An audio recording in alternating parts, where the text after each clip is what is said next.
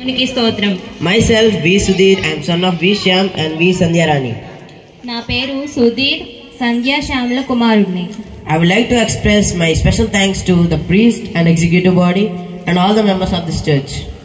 నాకు ఈ అవకాశం ఇచ్చిన పాస్టర్ గారికి, సంఘ ఎగ్జిక్యూటివ్ బాడీకి, అలానే సంఘ సభ్యులకు నా ప్రత్యేకమైన ధన్యవాదాలు. First of all, I am wishing you a merry and a happy Christmas.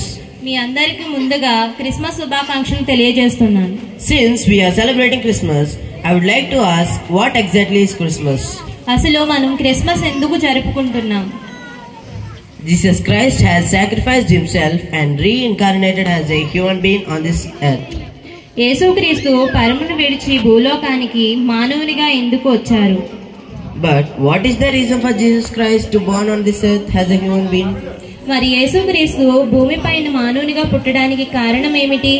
God created human being and placed in a garden of Eden to rule this earth and blessed them with authority. దేవుడు మానవుని ఏదైనా తోటలో ఉంచి మనకు కావలసిన పరిపాలించడానికి అవకాశాన్ని అనుగ్రహించారు. కానీ మనమే చెడగొట్టుకుంటున్నాం. But human disobeyed God's command and sinned and lost glory. కానీ మానవుడు అవకాశాన్ని పాపం చేసి మహిమను పోగొట్టుకుంటున్నాడు. So to give back the glory to the human beings, he came to this world. మనం ఆ అవకాశాన్ని తిరిగి పొందడానికి ఆయన్ను ఈ లోకానికి తిరిగి వచ్చారు. What is the loss of glory? అసలు మహిమ అంటే ఏమిటి? See, he came to give glory in Genesis chapter 3 verse 23 and as well as in Luke chapter 9 verse 10. చూడండి, ఆదికాండం 3వ అధ్యాయం 23వ వచనం, అలానే లూకా సువార్త 19వ అధ్యాయం 10వ వచనంలో చూసినట్లయితే మనకి తెలుస్తుంది. So what we have to do to receive this glory? అసలు క్రిస్మస్ ద్వారా మనం ఏం తెలుసుకుంటున్నాం? We have planted trees in our hearts. దేవునికి మన మనసులో స్థానాన్ని ఇస్తున్నామా? We should give up our image and surrender to him. ఆయన చిత్తానికి తగ్గట్టు మనం సమర్పించుకుంటున్నామా? Dear friends, ప్రియ సహోదరి సహోదరులారా, let us find the things and people who are there in this Christmas. Christmas లో మనకు కనబడే వస్తువులు, అలానే వ్యక్తులు మనకి ఏం చెప్పాలనుకుంటున్నారు? First of all, we see the angel Gabriel, Mary, Joseph, Elizabeth, shepherds and the wise men. ముందుగా మనకు కనబడే వ్యక్తులు గాబ్రియేలు దూత, మరియా, యోసేపు, ఎలిజబెత్, జ్ఞానులు, గొల్లలు. If we try to know what they did and if we prepare to do the same, then it is a real Christmas.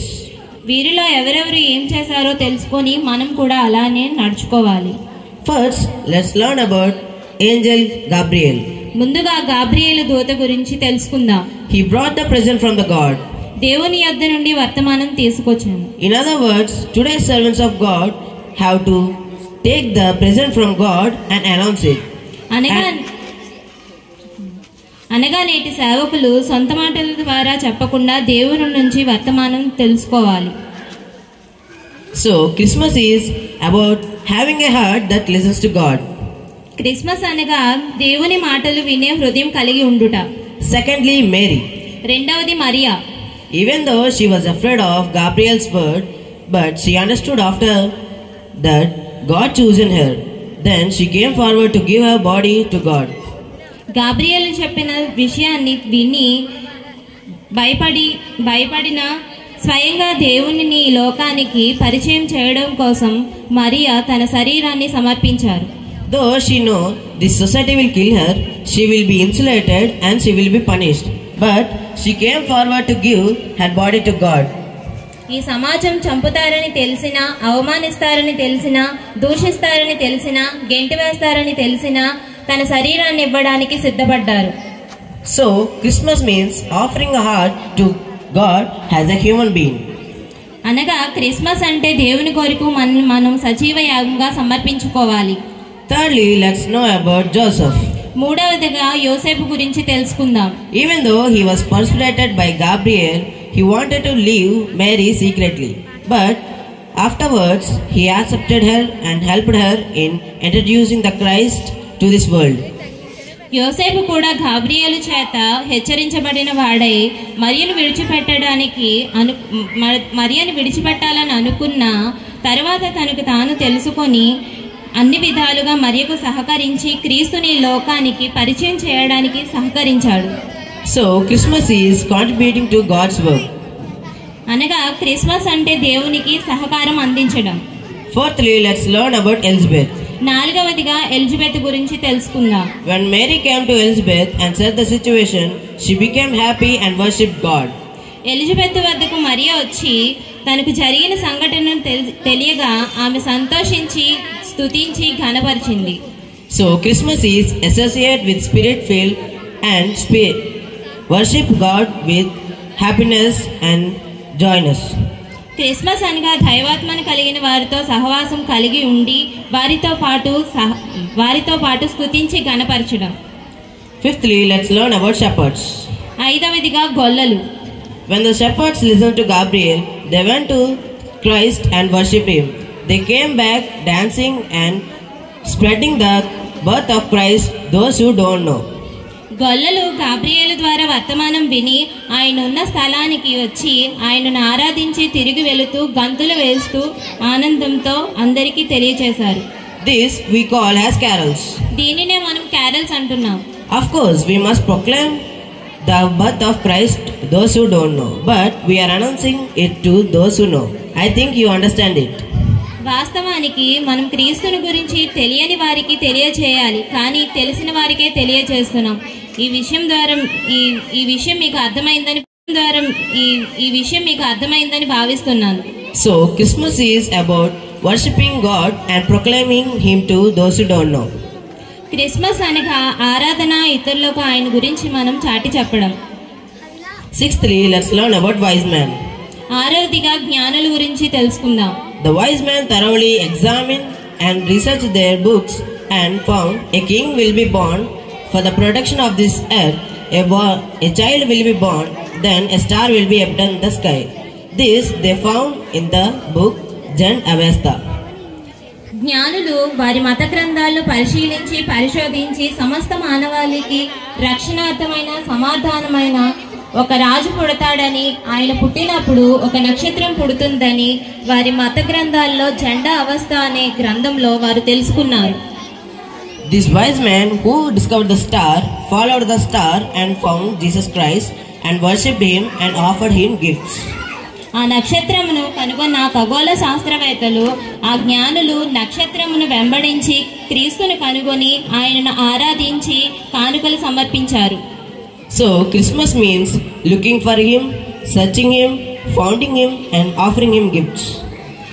Christmas అనగా ఆయన గురించి పరిశోధించి తెలుసుకోవడం, ఆయనను కనుగొనుట, ఆయన వద్దకు వచ్చి కానుకలు సమర్పించుట. So dear God people, Christmas means not buying new clothes, not painting a house or not cooking pastries etc.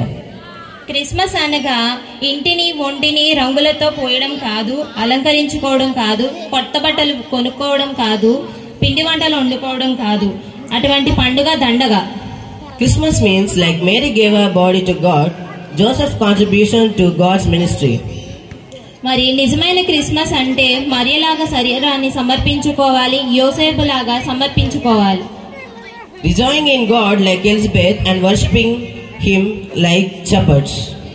Elizabeth వలె ఘనపరిచి స్తుతించాలి, అలానే జ్ఞానుల వలె, అలానే గొల్లల వలె వారికి కానుకలు సమర్పించుకోవాలి, ఆరాధించాలి, ఆయన ఆనందంతో స్తుతించాలి. It's my prayer that wise men always read the Bible and make the knowledge of him. జ్ఞానుల వలె లేఖనాలను నిత్యము పరిశోధిస్తూ ఆయనను లేఖనాలతో వెలుగులో కనుగొనాలి, జ్ఞానము సంపాదించాలి. అలానే నిత్యము చదువుకోవడం వల్ల ఆయన సువార్త ద్వారా ప్రకటిస్తాము, జ్ఞానము ద్వారా మనం కనుగొనడం జరుగుతుంది. ఇదే నిజమైన Christmas. Once again, I would like to express my special thanks to priest, executive body, all the members of the church, and especially my Sunday school teacher Satyababu sir, and for giving me this opportunity. మరి ఒకసారి నా ప్రత్యేకమైన ధన్యవాదాలు సంఘ కాపరి గారికి, అలానే executive body వారికి, సంఘ సభ్యులకు, ముఖ్యంగా నా సండే స్కూల్ టీచర్ అయినటువంటి సత్యబాబు గారికి ప్రత్యేకమైన ధన్యవాదాలు తెలియజేసుకుంటున్నాం. I'm conveying a merry and a happy Christmas to all of you. మరొకసారి మీ అందరికీ క్రిస్మస్ శుభాకాంక్షలు తెలియజేస్తున్నాం. Thank you one and all. Thank you.